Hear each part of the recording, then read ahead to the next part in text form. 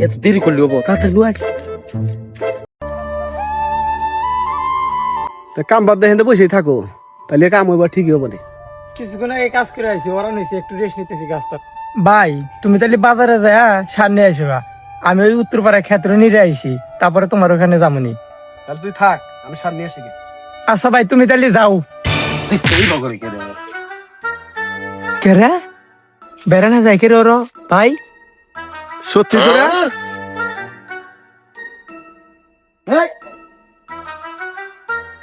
এ ভাই বেড়া কোনে না যায়?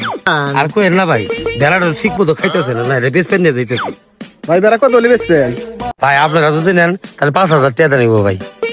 ভাই 8,000 টাকার বেড়া 5,000 টাকা হয়ে গেছে। ইয়া বলতে বল কথা কন ভাই, 8,000 টাকার বেড়া 5,000 নিলেন নেন, না নিলেন না নেন। কি ভাই এবার করতেছেন কে? আমি চোর নাকি? না তুমি শোন না, তুমি সাধু।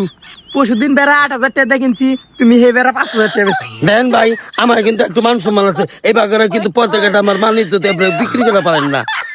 চুরি করিয়া আবার লজ্জা শরম কর। খাস চুরি করে আবার তোর মান সম্মান আছে? হ্যাঁ ওই তোর বাবা রে, বাবা ওই বাবা বাবা রে রে বাবা।